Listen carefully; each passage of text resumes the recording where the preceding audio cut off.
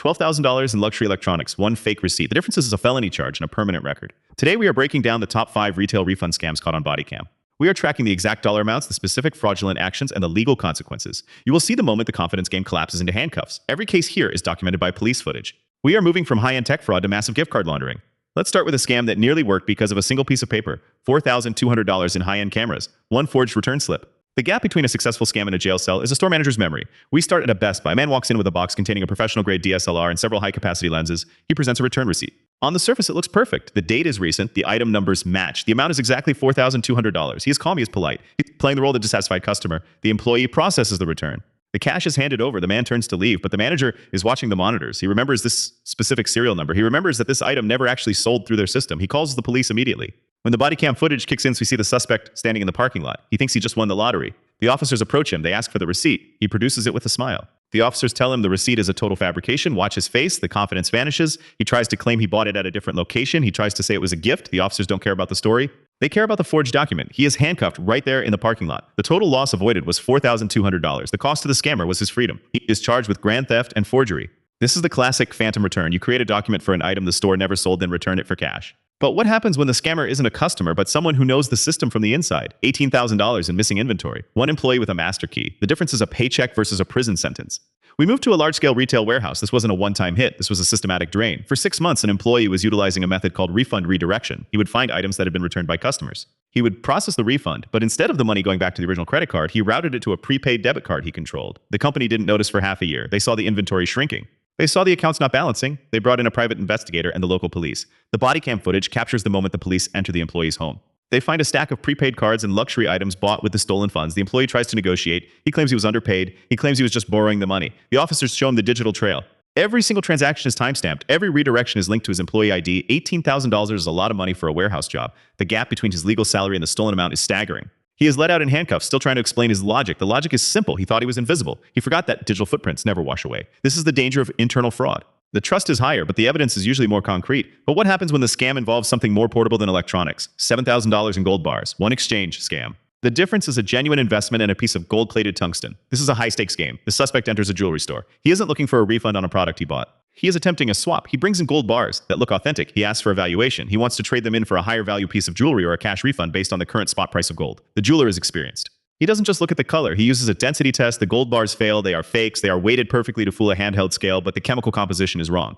The jeweler calls the police while the suspect is still in the store. The body cam footage shows the suspect acting confused. He claims he was cheated by the person who sold him the gold. He plays the victim. The police arrive and find more fake gold in his car. This wasn't a mistake. This was a professional operation. He was targeting multiple jewelry stores across the state. The total value of the fake gold he attempted to pass was $7,000. The consequence is a felony charge of attempted fraud. He tried to turn fake metal into real cash. He forgot that experts have tools that can see through a gold plating. Now we move to a scam that uses a tool almost everyone has in their wallet. $3,500 in gift card balances. One social engineering trick. The difference is a helpful stranger and a victim of a federal crime. This scam is different. It's not about returning a product. It's about refunding a balance that doesn't exist. The suspect enters a big box retailer. He approaches the customer service desk. He claims he has a gift card that was accidentally loaded with too much money. He wants the excess refunded to his cash account. He has a fake app on his phone. He shows the employee a screen that looks like a corporate gift card portal. It shows a balance of $3,500. The employee, wanting to be helpful, follows the instructions on the screen. The suspect guides the employee through a series of verification steps. In reality, the suspect is just manipulating the interface to make it look like a refund is being processed. He convinces the employee to give him a cash payout from the register.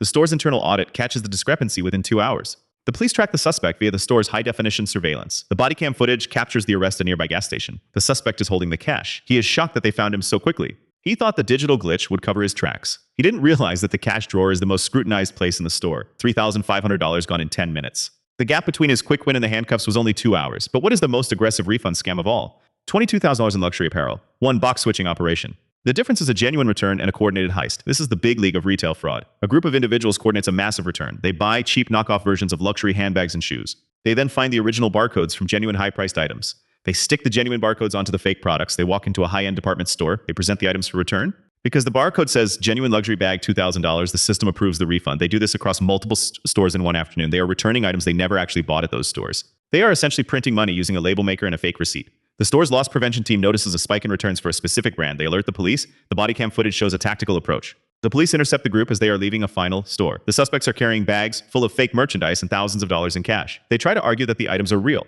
The officers bring in a brand expert who points out the flaws in the stitching. Within seconds, $22,000 in losses. That is a massive hit for one afternoon. The gap between the luxury life they were pretending to live and the reality of a jail cell is a few threads of bad stitching. This is the box switch. It relies on the employee trusting the barcode more than their own eyes. The consequence here is severe. Because it was a coordinated group, they are facing conspiracy charges. Let's look at the numbers again. $4,200 from a fake receipt, $18,000 from an internal redirect, $7,000 from fake gold, $3,500 from a gift card glitch, $22,000 from a label switch. Total fraud attempted, $54,700. All of these people thought they found a loophole. They thought the system was too big to notice a few $1,000s. But the system is designed to find these gaps. Every one of these cases followed the same pattern. The scammer felt a rush of confidence. They believed they were smarter than the employee. They believed the body cam and the surveillance were just for show. But the footage tells the real story. It shows the transition from a smug winner to a terrified suspect. The most dangerous part of these scams is the escalation. It starts with a small item, a $20 return that works. Then it becomes $100, then $1,000.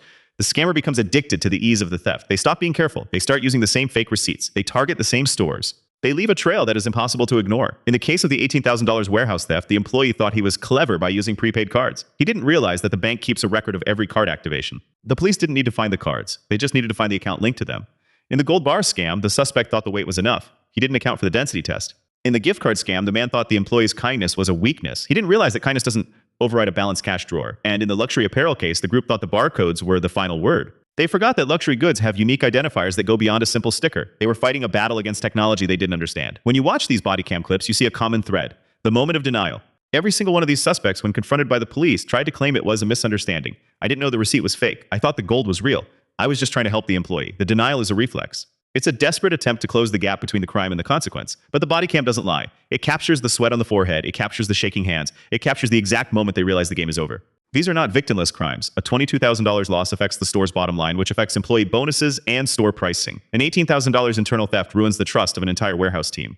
The karma in these cases is numeric. For every dollar stolen, there is a corresponding legal cost: bail money, lawyer fees, and the loss of future employment. A $3,500 gift card scam can lead to a legal bill of $10,000 that is a terrible return on investment. Retailers are now using AI-driven loss prevention. They are tracking return patterns across entire regions. If a person returns a high-value item at 3 different stores in 3 different cities, a red flag is raised automatically. The phantom return is becoming almost impossible to pull off. The box switch is being caught by RFID tags that are embedded inside the product, not just on the box. The scammers are trying to evolve, but the technology is moving faster. They are trying to use deepfakes or sophisticated phishing, but the physical reality of the store remains. You still have to walk in, you still have to interact with a human, and you still have to leave through a door where a camera is watching you.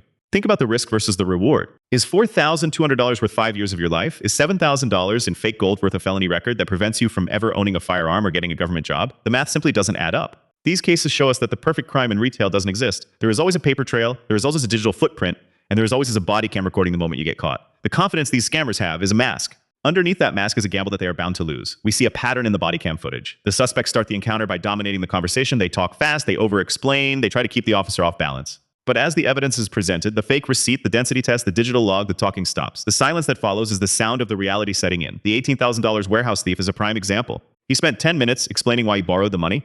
The officer spent 10 seconds showing him the spreadsheet of his transactions. The spreadsheet won. The evidence is the only thing that matters in the end. Whether it's a gold bar or a gift card, the result is the same. The law doesn't care about the method, it cares about the intent. The intent to defraud is what turns a mistake into a crime. These 5 cases prove that no matter how sophisticated the scam, the physical evidence always catches up. The gap between the stolen amount and the cost of the conviction is a void that no scammer can cross. They chase a few $1,000s and lose their entire future. That is the ultimate price of retail fraud. Subscribe for more on top.